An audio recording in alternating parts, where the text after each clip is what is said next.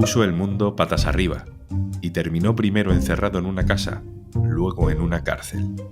Le denunciaron por abusos sexuales, pero le van a juzgar por espionaje. Hoy en Un Tema al Día, ¿qué pasó y qué pasará con Julian Assange? Un Tema al Día con Juan Luis Sánchez, el podcast de eldiario.es.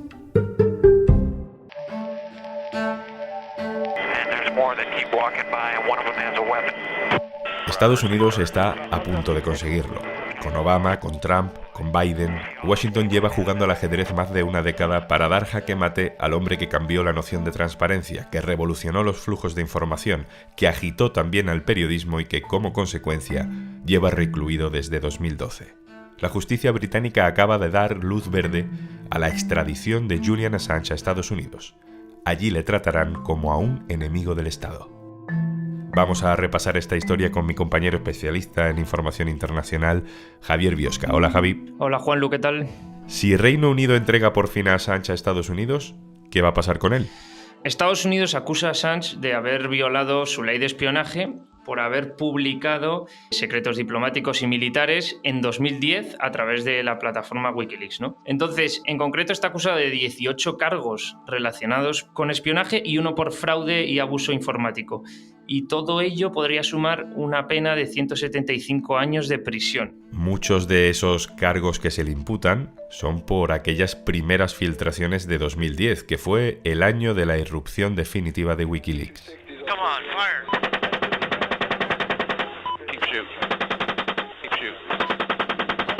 Sí, efectivamente, aunque Wikileaks ya llevaba varios años funcionando, en 2010 fue cuando publica esta serie de filtraciones que dieron la vuelta al mundo, y ese mismo año, la coincidencia de fechas realmente impacta, es cuando empiezan sus problemas legales, ¿no?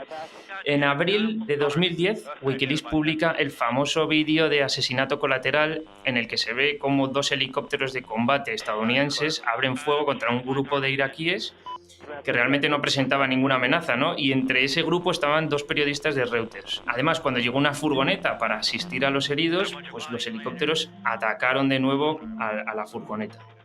Luego, meses después, en julio, se publican los diarios de guerra de Afganistán, que son decenas de miles de documentos secretos que revelan, asesinatos de civiles en operaciones de la OTAN, aumento de ataques de Talibán que las autoridades estaban escondiendo y otro tipo de revelaciones, ¿no? Y luego, en octubre, se publican también miles y miles de documentos sobre la guerra de Irak que destaparon la cifra real de víctimas civiles, torturas brutales en cárceles estadounidenses gestionadas por Estados Unidos en Irak y otro tipo de abusos. Además, a todo ello se suma también la publicación de miles de telegramas diplomáticos redactados desde embajadas de todo el mundo y que tuvieron un gran impacto político pues, en los diferentes países a los que afectaban, ¿no? Y en España tuvieron su impacto también porque hubo presiones al gobierno de España para obstaculizar la investigación por el asesinato de José Couso en Irak a manos del ejército estadounidense.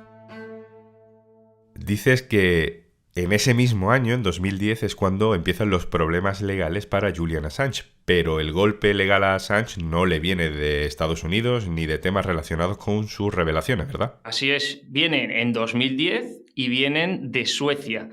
En agosto de 2010, en medio de estas inmensas filtraciones, Suecia abre una investigación contra Assange por una supuesta violación y acoso sexual. Entonces es interrogado por la policía en Estocolmo y él niega las acusaciones. Pero unos meses más tarde, en noviembre, Suecia ordena el arresto internacional a través de Interpol. Y en diciembre, Assange se presenta ante la policía de Londres y es donde se celebra un primer proceso de extradición para ver si Assange es finalmente enviado a Suecia. En esa primera sesión queda en libertad bajo fianza, pero finalmente la justicia británica aprueba la extradición de Assange a Suecia, él recurre todas las instancias posibles a esa extradición sin éxito y es entonces cuando la extradición a Suecia parece inminente.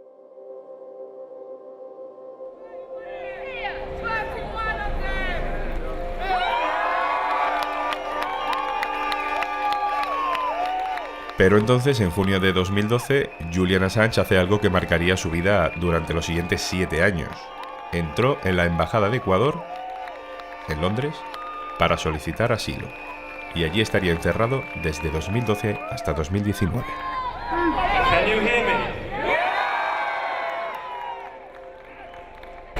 here today because I cannot be there with you. But thank you.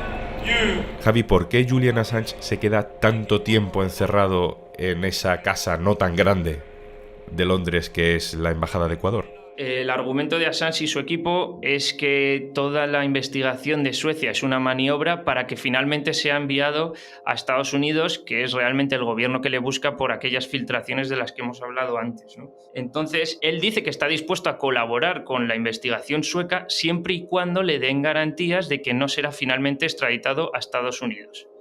Esas garantías no se dan y, por tanto, Assange se queda refugiado en la embajada. Entre 2016 y 2017 suceden dos cosas que parecían importantes, que parecían buenas noticias para Assange. Por un lado, Obama indulta a Chelsea Manning, que es la soldado que cumplía condena por filtrarle aquellos escándalos a Wikileaks. Y si indultan a la fuente que robó aquella información del ejército, ¿cómo iban a seguir a la caza de Wikileaks, que se limitó a publicarla? En teoría era una buena noticia. La otra noticia era el auge de Donald Trump. WikiLeaks, I love WikiLeaks. Me encanta Wikileaks, decía Trump. Pero una vez en el poder, Javi, se puso un poco de perfil. Sí, la relación de Trump con Wikileaks viene de los meses previos a las elecciones de 2016 en las que se enfrentaba con Hillary Clinton, ¿no? En esos meses previos, Wikileaks publica los correos del Comité Nacional Demócrata y fue ahí, en ese contexto, cuando Trump dijo aquello de me encanta Wikileaks. Y es que en esos correos pues, se revelaban, por ejemplo, que el Partido Demócrata no estaba respetando la neutralidad entre Clinton y Sanders y se inclinaba por Clinton. También se revelaron los discursos pagados de Clinton en grandes bancos y otras empresas de Wall Street. Es en ese contexto cuando Estados Unidos acusa a Rusia del hackeo de aquellos correos. Pero a su vez Assange ha dicho que su fuente no fue Rusia. Luego Trump lo que dice, y cuando se pone un poco más de perfil, como tú bien decías, pasó a decir, bueno, yo no sé nada de Wikileaks, el caso de Assange no me incumbe, no es mi tema, no es mi prioridad y dependerá de lo que diga el fiscal general de Estados Unidos. I know nothing about WikiLeaks. It's not my thing. I know there is something having to do with Julian Assange and... Mientras tanto, ¿qué ocurre con el caso de Suecia? Bueno, el caso de Suecia va y viene, se reinicia la investigación, se vuelve a suspender y así en varias ocasiones. En agosto de 2015, la Fiscalía sueca retira uno de los cargos de acoso sexual porque ya ha prescrito y en mayo archiva toda la causa de violación por la dificultad en el procedimiento porque, claro, Assange está refugiado en la embajada y no pueden seguir investigando, ¿no?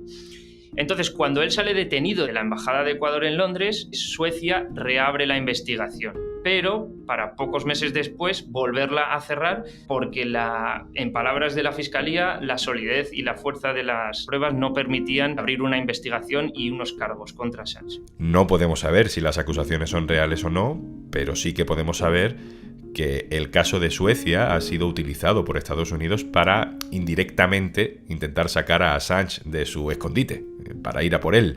De hecho, formalmente, y esto a mí es algo que siempre me ha llamado mucho la atención, no había ni un solo papel oficial en Estados Unidos para incriminar o acusar a Assange.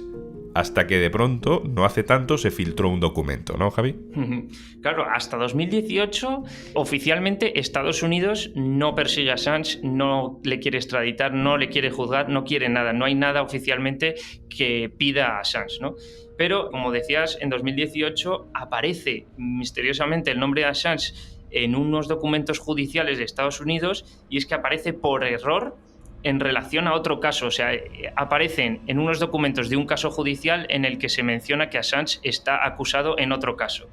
Entonces eso da a entender que efectivamente existían unos cargos secretos en Estados Unidos contra Assange y que se estaba preparando ese procedimiento. Y ahí ya Estados Unidos sale del escondite y pasa a la ofensiva, ¿verdad? Sí, en abril de 2019 Assange de pronto es detenido en la Embajada de Ecuador porque Ecuador retira la protección internacional al fundador de Wikileaks y esta detención se produce a petición de Estados Unidos, que en un principio dice que solo será juzgado por romper una contraseña de un ordenador clasificado y que la pena máxima es de 5 años. Pero bueno, meses después esa acusación se actualiza y acaba en 175 años de prisión. Y así llegamos a 2021 y a esta luz verde que da Reino Unido para que Julian Assange sea extraditado a Estados Unidos.